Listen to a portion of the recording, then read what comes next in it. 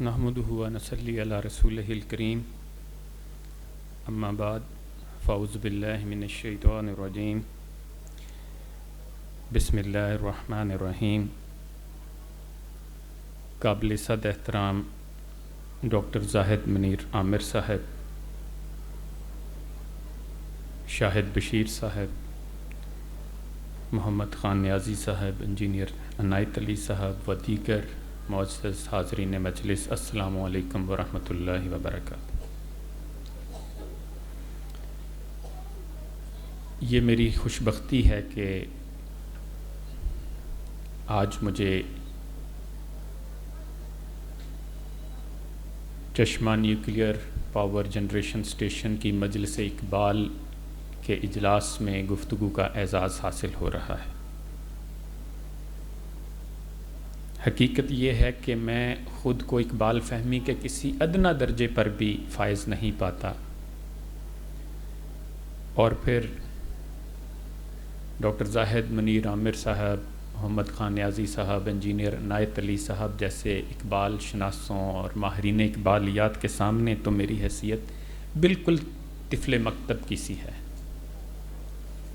لیکن اس کے باوجود ان کی طرف سے اور منتظمین کی طرف سے مجھے یہ جو گفتگو کا موقع دیا جا رہا ہے تو میں سمجھتا ہوں کہ یہ ان کے بڑے پن اور اعلیٰ ظرفی کا ثبوت بھی ہے، اور اقبال کو کھوجنے کی میری طالب علمانہ جستجو کی حوصلہ افزائی بھی۔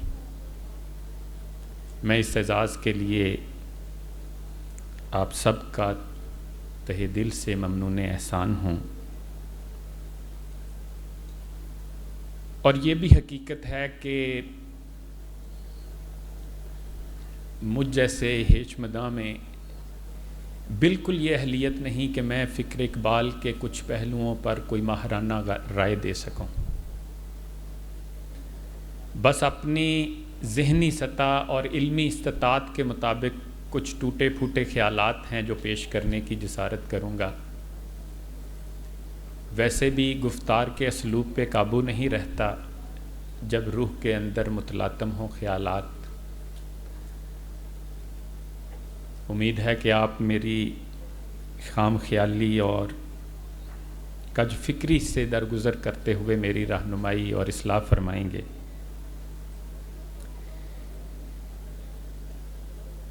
ویسے بھی اس اقبال کی فکر پر میرے جیسے طالب علم کے لیے بات کرنا آسان کیسے ہو سکتی ہے کہ جس کی فکر کا یہ مقام ہو کہ اسے یہ کہنا پڑے کہ وہ حرف راز کے مجھ کو سکھا گیا ہے جنوں، خدا مجھے نفس جبرائیل دے تو کہوں۔ وہ جسے خرد نے نظر حکیمانہ عطا کی ہو، جسے عشق نے حدیث رندانہ سکھائی ہو، اور جو محرم راز درون میں خانہ ہو، اس پر میرے جیسا طالب علم کیا بات کرے؟ اور پھر میرے جیسے لوگوں کے لیے تو اس کا پیغام یہ بھی ہے کہ نظر نہ ہو تو میرے حلقہ سخن میں نہ بیٹھ، کہ نکتہ ہائے خودی ہیں مثال تیغ اصیل۔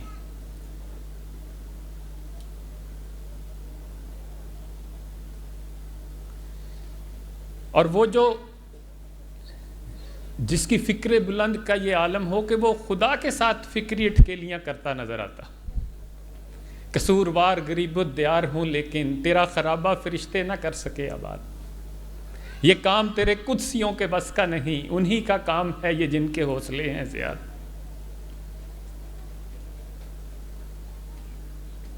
اسے صبح ازل انکار کی جرت ہوئی کیوں کر، ابلیس کو اسے صبح ازل انکار کی جرت ہوئی کیوں کر، مجھے معلوم کیا وہ رازداں میرا ہے یا تیرا، اسی کوکب کی تابانی سے ہے تیرا جہاں روشن، زوال آدم خاکی زیاں تیرا ہے یا میرا۔ تیرے شیشے میں باقی نہیں ہے، بتا کیا تو میرا ساقی نہیں ہے، سمندر سے ملے پیاسے کو شبنم، بخیلی ہے یہ رزاقی نہیں ہے۔ پھر بھی ہم سے یہ گلہ ہے کہ وفادار نہیں، ہم وفادار نہیں، تو بھی تو دلدار نہیں۔ اور کبھی تو اس کا فکری بانک پن کسی اور ہی درجے پر پہنچا نظر آتا ہے کہ حضور حق میں اسرافیل نے میری شکایت کی، یہ بندہ وقت سے پہلے قیامت کر نہ دے برپا، اور فارغ تو نہ بیٹھے گا محشر میں جنوں میرا، یا اپنا گریباں چاک یا دامن یزداں چاک۔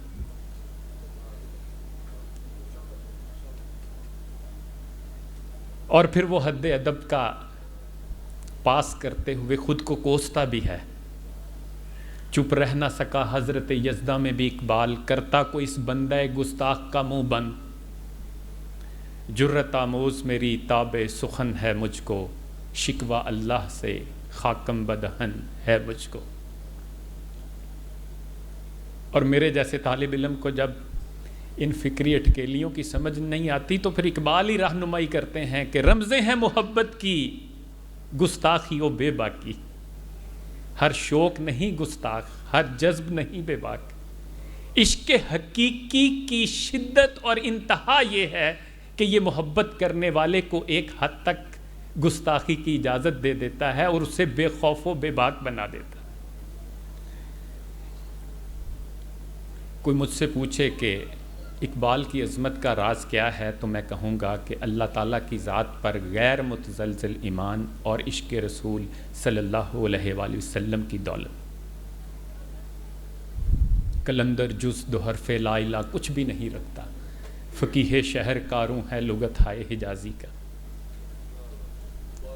اور اپنی اس بات کی تائید میں یہ دلیل دوں گا کہ اللہ تعالیٰ کی صفات لازوال ہیں، اور قرآن اللہ تعالیٰ کی کتاب ہے، اس کی صفات بھی لازوال ہیں، اور اس کی جو تاثیر ہے وہ بے پناہ ہے۔ اب جو کوئی پورے اخلاص، درد مندی، دل سوزی اور اللہ اور اس کے رسول صلی اللہ علیہ وآلہ وسلم کے ساتھ غیر مشروط محبت کے ساتھ اس میں غوطہ زن ہوگا، اس کے کام اور کلام میں بھی حیرت انگیز اثر پیدا ہو جائے گا۔ اس کے کام اور کلام میں بھی قرآن کی صفات کا پرتو جھلکنے لگے گا، قرآن کی صفات کا عکس نظر آنے لگے گا، اس کے کلام میں بھی روحانی طاقت پیدا ہو جائے گی، وہ بھی دلوں پر اثر کر کے ان کو تڑپا دے گا۔ حق بات کی طرح وہ بھی کنٹیجیس ہو جائے گا، متعدی ہو جائے گا، جس پر اثر کرے گا وہ پھڑک اٹھے گا اور اس کا گرویدہ ہو جائے گا اور چاہے گا کہ اس پیغام کو آگے تک پہنچائے۔ یہ جس شخص پر اثر کرے گا اس کی نظر بدل دے گا، اس کا جہان بدل دے گا، اس کی دنیا بدل دے گا، جیسے قرآن بدل دیتا ہے۔ فاش گویم آنچے درے دل مزمرست، یہ کتابیں نیست چیزیں دیگر است، جو میرے دل میں پوشیدہ ہے کھل کے بتا دیتا ہوں، یہ کتاب نہیں ہے، یہ کوئی اور ہی چیز ہے۔ چون بجاں در رفت جہاں دیگر شود، جہاں چو دیگر شد جہاں دیگر شود۔ یہ جب روح میں سما جاتی ہے تو جان بدل جاتی ہے، اور جب جان بدل جاتی ہے تو جہان بھی بدل جاتا ہے۔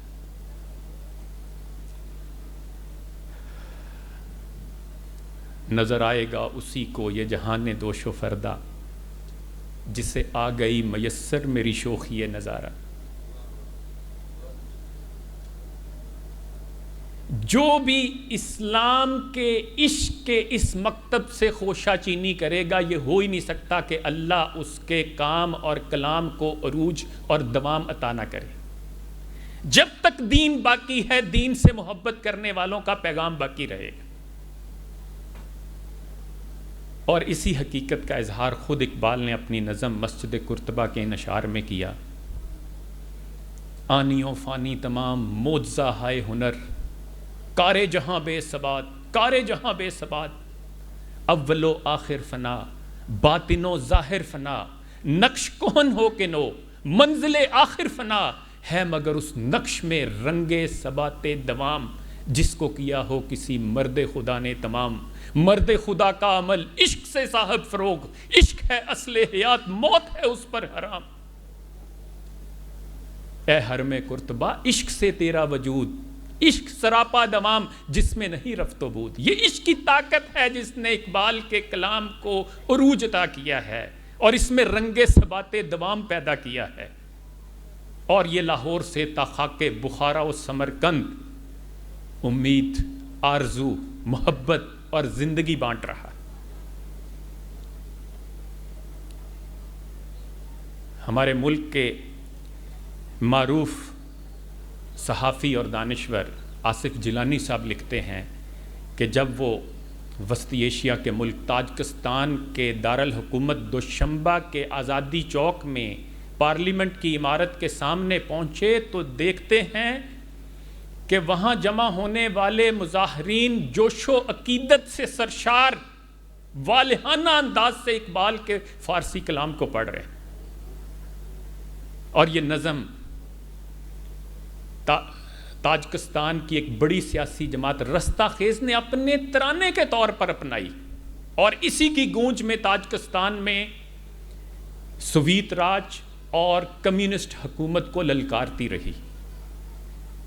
فریاد ز افرنگ و دل آویزی افرنگ، فریاد ز شیرینی و پرویزی افرنگ، عالم ہمیں ویرانے ز چنگیزی افرنگ، معمار حرم باز بے تعمیر جہاں خیز، از خواب گران خواب گران خواب گران خیز، از خواب گران خیز۔ فرنگی کے ظاہری حسن اور اس کی دوستی سے توبہ، فرنگی کی میٹھی میٹھی باتوں اور اس کی دل ربائی اور اس کی دھوکہ بازی سے توبہ، اس کی ہیلا گری سے توبہ۔ یہ فرنگی دیکھنے میں بڑے خوبصورت لیکن اندر سے پورے شیطان۔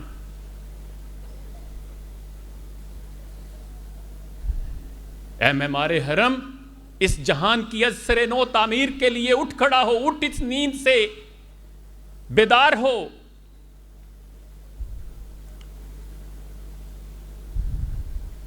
تیری نسبت براہیمی ہے میں مارے جہاں تو ہے، تیری نسبت براہیمی ہے میں مارے جہاں تو ہے، تیری فطرت امی ہے ممکنات زندگانی کی، جہاں کے جوہر مضمر کا گویا امتحان تو ہے۔ پردہ اٹھا دوں اگر چہرہ افکار سے، لا نہ سکے گا فرنگ میری نواؤں کی تاب، جس میں نہ ہو انقلاب موت ہے وہ زندگی، روح امم کی حیات کشمکش انقلاب، صورت شمشیر ہے دستے قضا میں وہ قوم، کرتی ہے جو ہر زماں اپنے عمل کا حساب، نقش ہیں سب ناتمام خون جگر کے بغیر، نغمہ ہے سودائے خام خون جگر کے بغیر۔ پروفیسر احسان اکبر صاحب گورنمنٹ کالج راولپنڈی کے شعبہ اردو کے استاد رہے ہیں۔ پچھلے دنوں ایک تقریب میں ہم اکٹھے تھے، وہ اپنی گفتگو میں بتا رہے تھے کہ 1977 میں پنجاب یونیورسٹی میں اقبال کانگریس ہوئی، زاہد صاحب بھی آگاہ ہوں گے۔ اس میں مختلف ممالک سے ماہرین آئے، سری لنکا سے پروفیسر کرونا رت آئے جو وہاں بدھ مت پڑھاتے ہیں۔ تو ان کی پروفیسر احسان اکبر صاحب سے جب بات چیت ہوئی تو ان کا اقبال کے بارے میں خیال یہ تھا، ان کی رائے یہ تھی کہ اگر کسی اور سیارے سے کوئی دوسری مخلوق اڑن تشتری کے ذریعے زمین پر آئے اور مجھ سے پوچھے کہ یہاں کی کوئی خاص چیز جو آپ نے کریٹ کی ہو، تخلیق کی ہو تو مجھے وہ دیں، تو میں انہیں کلام اقبال پیش کرنا چاہوں گا کہ یہ وہ فکر ہے، یہ وہ فکر ہے جس پر مشرق و مغرب متفق ہیں، اور یہ انسان کی فکر کی معراج ہے۔ بنتے ہیں میری کارگہ فکر میں انجم، لے اپنے مقدر کے ستارے کو تو پہچان۔ ایرانی کہتے ہیں کہ ہمارے انقلاب میں بڑا کردار اقبال لاہوری کی فکر کا ہے۔ یہ وہ کلام ہے جو جذبوں کو مہمیز کرتا اور غلامی کی زنجیروں کو توڑ دینے پر آمادہ کرتا ہے۔ ترکوں نے مولانا رومی کے مزار کے احاطے میں اقبال کی علامتی قبر بنا کر رومی اور اقبال کے تعلق کو، روحانی تعلق کو اور ان کی ملت اسلامیہ کے لیے خدمات کو خراج تحسین پیش کیا ہے۔ سوشل میڈیا پر یہ ویڈیو بھی آپ دیکھ سکتے ہیں کہ طیب اردگان لاکھوں کے جلسے میں اپنی عوام کو اقبال کا یہ شعر، اس کا ترجمہ سنا کر ترکی میں امید کا پیغام دے رہے ہیں کہ پاکستان کے ملی شاعر محمد اقبال نے کہا تھا، اگر عثمانیوں پر کوہ غم ٹوٹا تو کیا غم ہے کہ خون 100,000 انجم سے ہوتی ہے زہر پیدا۔ افغانستان پر امریکہ نے حملہ کیا تو واشنگٹن ٹائمز نے اپنے اداریے میں اقبال کا یہ شعر لکھ کر اس کا مذاق اڑایا کہ کافر ہے تو شمشیر پہ کرتا ہے بھروسہ، مومن ہے تو بے تیغ بھی لڑتا ہے سپاہی۔ اور وقت نے ثابت کیا کہ نور بصیرت اور ایمان کی حرارت سے لکھا گیا اقبال کا فرمان سر بلند رہا اور سچا ثابت ہوا، اور بے سر و سامان افغانیوں نے وقت کی سپر پاور کو ذلیل و رسوا کر دیا، حتیٰ کہ وہ زخم چاٹتے ہوئے واپس جانے پر مجبور ہو گئی۔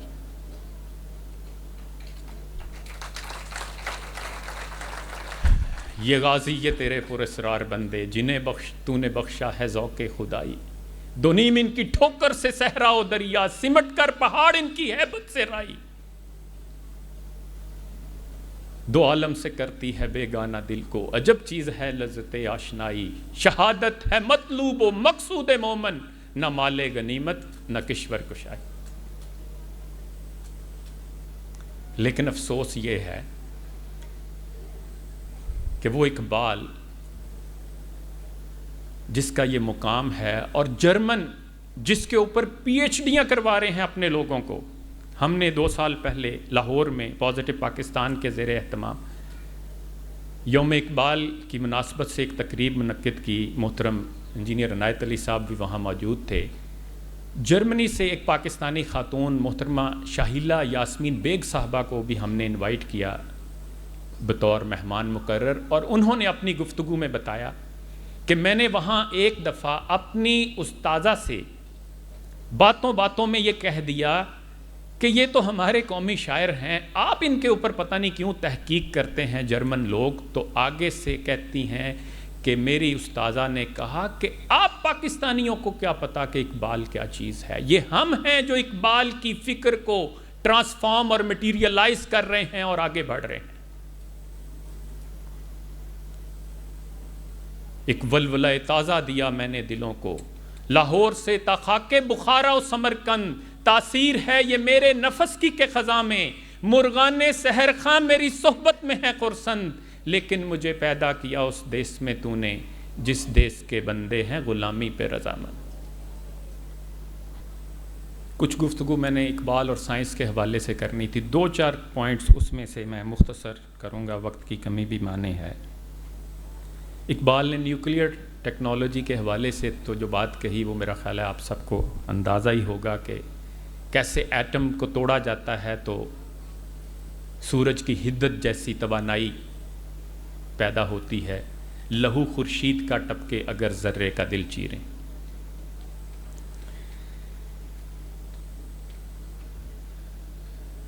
محترمہ بصیرہ امبرین صاحبہ نے اپنی کتاب محسنات شعر اقبال میں اقبال کی ایک نظم سرگزشت آدم میں موجود سائنسی تلمیحات کا ذکر کیا ہے۔ تلمیح سے مراد کوئی اشارہ یا نقطہ جس کو سمجھے بغیر مطلب واضح نہ ہوتا ہو۔ تو غور کریں اور داد دیں اقبال کو کہ ایک ایک شعر میں سائنسدان اور اس کی دریافت کی پوری تاریخ بیان کر دی۔ مثلا ایک شعر میں معروف فلسفی ڈیموکریٹس کے کائنات کو ایٹموں کا مجموعہ قرار دینے کے نظریے کو اس طرح سے بیان کیا، بنایا ذروں کی ترکیب سے کبھی عالم، خلاف مانیے تعلیم اہل دین میں نے۔ یہاں تاریخ کی اس حقیقت کی طرف بھی اشارہ کر دیا کہ شروع میں یورپ میں اہل مذہب سائنسی نظریات کے بہت خلاف تھے۔ اگلے شعر میں بھی اس کا ذکر کیا اور ساتھ بتایا کہ حیت دان کوپرنکس نے یہ نظریہ پیش کیا کہ سورج ساکن ہے اور زمین اس کے گرد گھومتی ہے، ڈرا سکینہ کلیسا کی مجھ کو تلواریں، سکھایا مسئلہ گردش زمین میں نے۔ اگلے شعر میں گلیلیو کے ستاروں کو دوربین کی مدد سے ان کے اسرار سمجھنے کی کوشش کو اس طرح سے بیان کیا، سمجھ میں آئی حقیقت نہ جب ستاروں کی، اسی خیال میں راتیں گزار دی میں نے۔ پھر اگلے شعر میں آئزک نیوٹن کے قانون کشف سے ثقل کو دریافت کرنے کے واقعہ کی طرف اشارہ کیا کہ کشش کا راز ہویدا کیا زمانے پر، کشش کا راز ہویدا کیا زمانے پر، لگا کے آئینۂ عقل دور بھی میں نے۔ پھر اگلے شعر میں سر ولہلم رنگٹن کے ماورئی شعائیں اور مائیکل فراڈے کے برقی قوانین کو دریافت کرنے کی طرف اس طرح سے اشارہ کیا اسیر شعاؤں کو برق کے مستر کو، بنا دی غیرت جنت یہ سرزمیں میں نے۔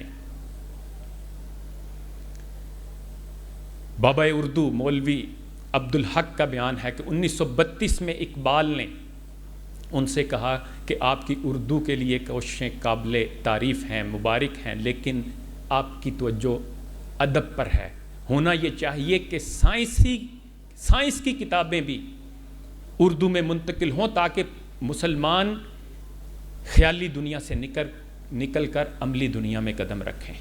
اور اس سلسلے میں جب بابا اردو نے ان سے کوئی کتاب تجویز فرمانے کو کہا تو انہوں نے جارج سارٹن کی introduction to the history of science تجویز کی، کیونکہ یہ کتاب نہ صرف سائنس کی تاریخ ہے بلکہ یہ بھی بتاتی ہے کہ جدید سائنس کی ترقی میں مسلمانوں نے کیا کردار ادا کیا۔ اور میں اکثر کہتا ہوں کہ پاکستان میں ابھی انرجی کا بحران ہے۔ اگر اقبال کے 2 اشعار پر عمل کیا ہوتا تو آج پاکستان میں انرجی کا بحران نہ ہوتا۔ 2 اشعار میں 3 سورسز آف انرجی کی طرف اشارہ کیا کہ ان سے کام لو بھئی۔ اب دیکھیں یہ 1 صدی پہلے وہ ہمیں فرما رہے ہیں کہ خیش را بر پشت بادہ سوار کن، یعنی این جمازہ را مہار کن، یہ ہوا کی جو اونٹنی ہے اس کے اوپر سوار ہو اور اس کو نکیل ڈال، ونڈ مل بنا۔ پھر کہا تابش از خورشید عالم تابگیر، یہ جو سورج چمک رہا ہے اس کی شعاؤں کو گرفتار کر۔ اور دوسرے مصرے میں کہا برق تاک افروز از سیلاب گیر، یہ جو پانی ہے اس کے سیلاب کو کٹھا کر اور اسے بجلی بنا۔ بلکہ اگلے شعر میں یہ بھی کہا دست رنگی کن زیخوں کو سار، اپنے ہاتھوں کو پہاڑوں کے خون سے رنگ، جوئے آب گوہر از دریا برار، اور ان کے اندر جو جوہر چھپے ان کو باہر نکال۔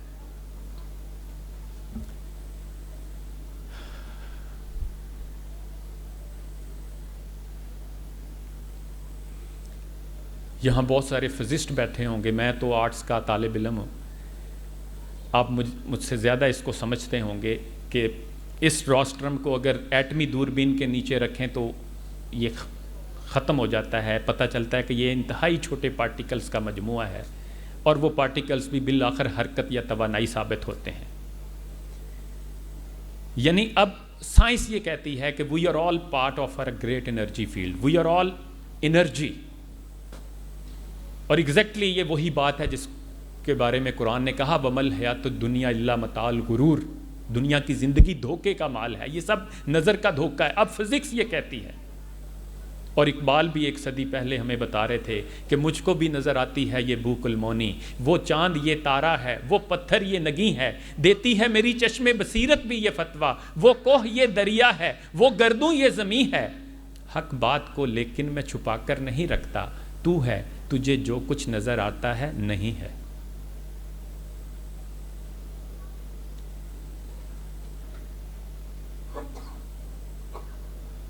آج دنیا کے بڑے بزنسز یہ جانتے ہیں کہ اگر ہم انوویٹ نہیں کریں گے، ہم تخلیق نہیں کریں گے تو ہم پیچھے رہ جائیں گے۔ اقبال یہ سمجھتے ہیں کہ مسلمانوں کی زبوں حالی کی بڑی وجہ یہ ہے کہ ہم نے تحقیق کو ترک کر دیا ہے، ہم نے انوویشن چھوڑ دی ہے، ہم میں سے کریٹیوٹی ختم ہو گئی ہے۔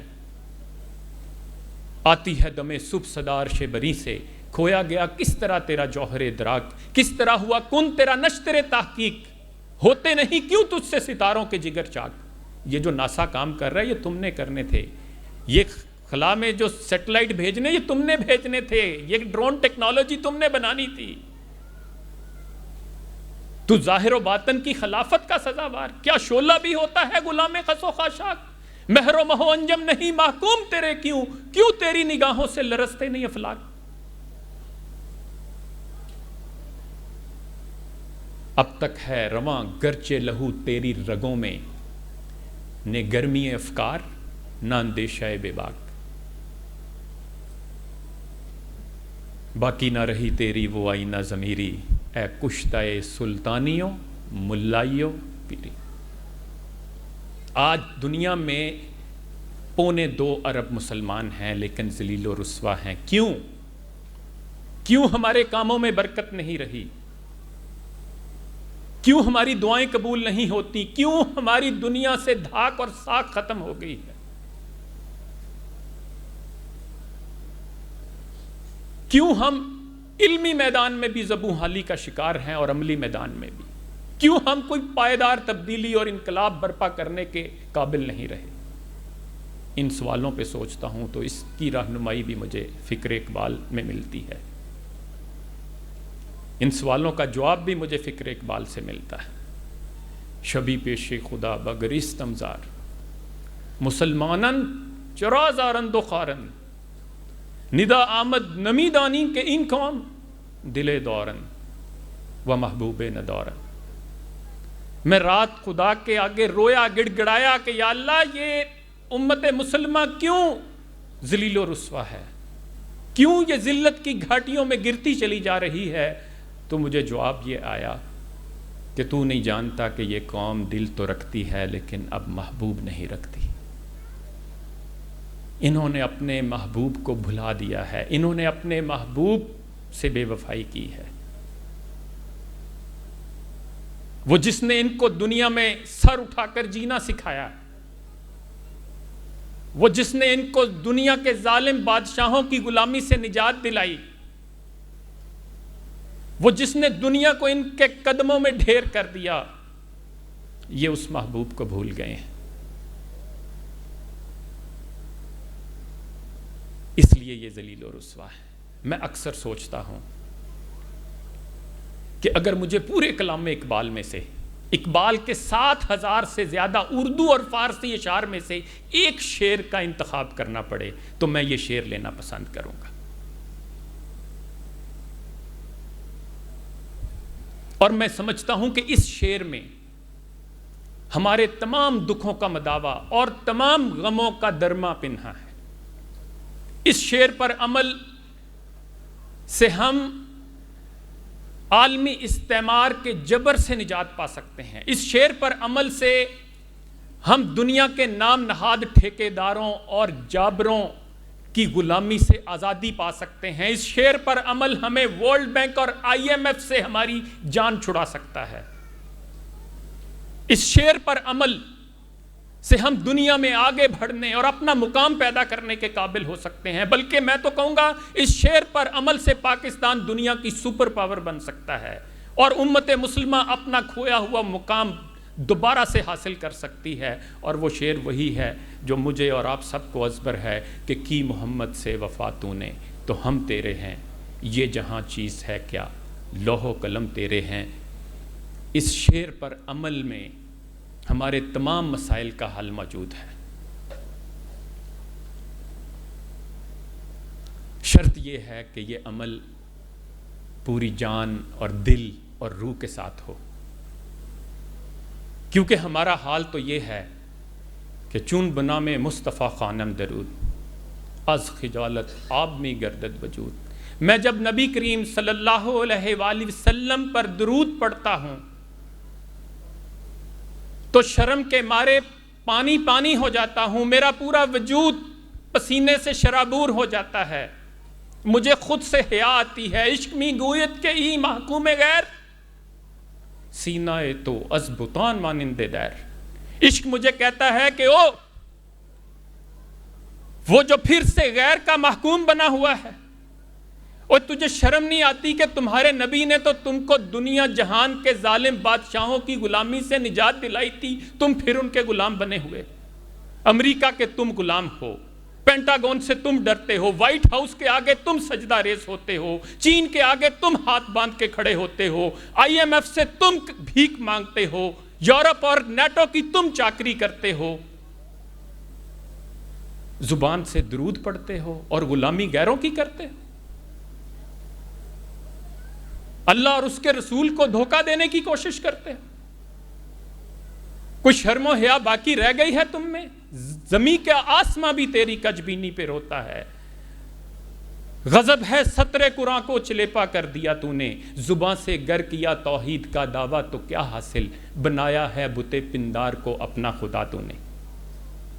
زبان سے عشق رسول کے دعوے اور سینہ تمہارا طرح طرح کے بتوں کا حرم بنا ہوا ہے، برادری کے بت، علاقے کے بت، رسوم و رواج کے بت، لسانی تعصبات کے بت، دنیا کے کہے گی اس بات کے ڈر کے بت، پیروں کے بت، مذہبی شخصیات کے بت، سیاسی لیڈروں کے بت، شادی بیاہ، گھریلو معاملات، کاروبار، نوکری، لین دین، کسی معاملے میں اللہ اور اس کے رسول کی ماننی نہیں، اور زبان سے درود کے لمبے لمبے اور اوراد و وظائف، لمبی لمبی تسبیحاں 1,00,000 دفعہ پڑھ لیا، 2,00,000 دفعہ پڑھ لیا، تم سمجھتے ہو ایسے جان چھوٹ جائے گی؟ تا نداری از محمد رنگو بو، از درود خود میالا نامے ہو، جب تک تو محمد صلی اللہ علیہ وآلہ وسلم کے کردار عالیہ کا رنگ اختیار نہیں کرتا، جب تک اپنی زندگی کے تمام معاملات میں ان کی مکمل پیروی نہیں کرتا، تو اپنے برے منہ سے درود پڑھ کر ان کے مبارک اور پاکیزہ نام کو آلودہ نہ کر۔ عشق رسول کے یہ خالی کلی نعرے چھوڑ دے، یہ بلند و بانگ جھوٹے دعوے چھوڑ دے، یہ ٹوپی ڈرامے چھوڑ دے۔ رگوں میں وہ لہو باقی نہیں ہے، وہ دل وہ آرزو باقی نہیں ہے، نماز و روزہ و قربانیوں حج یہ سب باقی ہیں، تو باقی نہیں ہے۔ ہاتھ بے زور ہیں، الحاد سے دل خوگر ہیں، امتی باعث رسوائی پیغمبر ہیں، بت شکن اٹھ گئے باقی جو رہے بت گر ہیں، تھا براہیم پدر اور پسر آزر ہیں، بادہ آشام نئے بادہ نیا خم بھی نئے، حرم کعبہ نیا بت بھی نئے تم بھی نئے، جن کو آتا نہیں دنیا میں کوئی فن تم ہو، نہیں جس قوم کو پروائے نشیمن تم ہو، بجلیاں جس میں ہو آسودہ وہ خرمن تم ہو، بیچ کھاتے ہیں جو اسلاف کے مدفن تم ہو نکو نام جو قبروں کی تجارت کر کے، کیا نہ بیچو گے جو مل جائیں صنم پتھر کے؟ منفعت ایک ہے اس قوم کی، نقصان بھی ایک ہی سب کا نبی، دین بھی ایمان بھی ایک، حرم پاک بھی اللہ بھی قرآن بھی ایک، کچھ بڑی بات تھی ہوتے جو مسلمان بھی ایک، فرقہ بندی ہے کہیں اور کہیں ذاتیں ہیں، کیا زمانے میں پنپنے کی یہی باتیں؟ کون ہے تار کے آئین رسول مختار؟ کس نے رسول اللہ صلی اللہ علیہ وآلہ وسلم کے کانسٹیٹیوشن کو پس پش ڈالا ہے؟ کس وعدے پر تم نے یہ ملک حاصل کیا تھا؟ کیوں اس کو پس پش ڈال دیا؟ کیوں اس کو بھلا دیا؟ کون ہے تار کے آئین رسول مختار؟ مصلحت وقت کی ہے کس کے عمل کا معیار؟ کس کی آنکھوں میں سمایا ہے شعر اغیار؟ ہو گئی کس کی نگاہ طرز سلف سے بیزار؟ قلب میں سوز نہیں، روح میں احساس نہیں، کچھ بھی پیغام محمد کا تمہیں پاس نہیں۔ شور ہے ہو گئے دنیا سے مسلمان نابود، ہم یہ کہتے ہیں کہ تھے بھی کہیں مسلم موجود، وضع میں تم ہو نصارہ تو تمدن میں حنود، یہ مسلمان ہیں جنہیں دیکھ کے شرمائیں یہود، یوں تو سید بھی ہو مرزا بھی ہو افغان بھی ہو تم سبھی کچھ ہو، بتاؤ تو مسلمان بھی ہو؟ ہر کوئی مست میں ذوق تانا ثانی، کام کر کے تو تم راضی نہیں ہو، محنت سے تم جی چراتے ہو، تحقیق تم نے چھوڑ دی، محنت تم نے چھوڑ دی، ہر کوئی مست میں ذوق تانا ثانی ہے، تم مسلمان ہو یہ انداز مسلمانی ہے، حیدری فقر ہے نہ دولت عثمانی ہے، تم کو اسلاف سے کیا نسبت روحانی ہے، وہ زمانے میں معزز تھے مسلمان ہو کر، اور تم خار ہوئے تار کے قرآن ہو کر۔ وہ جو حاملین قرآن تھے، وہ جو قرآن کو پڑھنے والے تھے، اسے سینے سے لگانے والے تھے، اس پر عمل کرنے والے تھے، انہوں نے تو وقت کی دونوں سپر پاورز کو تسخیر کر لیا تھا۔ قسطنطنیہ میں کیسر روم اور فارس میں کسرا، دونوں نے مسلمانوں سے شکست کھائی۔ عمر فاروق کے دور میں پورا فارس فتح ہوا اور کیسر نے جزیہ دینا قبول کیا، حتیٰ کہ 8ویں صدی ہجری کے آغاز میں یہ سوال اٹھایا جانے لگا کہ کیا دنیا میں کوئی ایسی طاقت ہے جو مسلمانوں کا راستہ روک سکے؟ اور اس عظیم الشان ماضی کی تشویر کشی بھی اقبال نے کیا خوبصورت انداز میں کی۔ تھے ہم ہی ایک تیرے مار کا آراؤں میں، خشکیوں میں کبھی لڑتے کبھی دریاؤں میں، دی اذانیں کبھی یورپ کے کلیساؤں میں، کبھی افریقہ کے تپتے ہوئے صحراؤں میں، شان آنکھوں میں نہ جچتی تھی جہاں داروں کی، کلمہ پڑھتے تھے ہم چھاؤں میں تلواروں کی، ٹل نہ سکتے تھے اگر جنگ میں اڑ جاتے تھے، پاؤں شیروں کے بھی میدان سے اکھڑ جاتے تھے، تجھ سے سرکش ہوا کوئی تو بگڑ جاتے تھے، دیکھ کیا چیز ہے، ہم توپ سے لڑ جاتے تھے، نقش توحید کا ہر دل پہ بٹھایا ہم نے، زیر خنجر بھی یہ پیغام سنایا ہم نے، اور دشت و دشت دریا بھی نہ چھوڑے ہم نے، بحر ظلمات میں دوڑا دیے گھوڑے ہم نے۔ اقبال کے اس پیغام کے ساتھ اجازت لیتا ہوں۔ عقل ہے تیری سپر، عشق ہے شمشیر تیری، میرے درویش خلافت ہے جہانگیر تیری، ما سوا اللہ کے آگ ہے تکبیر تیری، تو مسلمان ہو تو تقدیر ہے تدبیر تیری، کی محمد سے وفا تو نے تو ہم تیرے ہیں، یہ جہاں چیز ہے کیا، لوح و قلم تیرے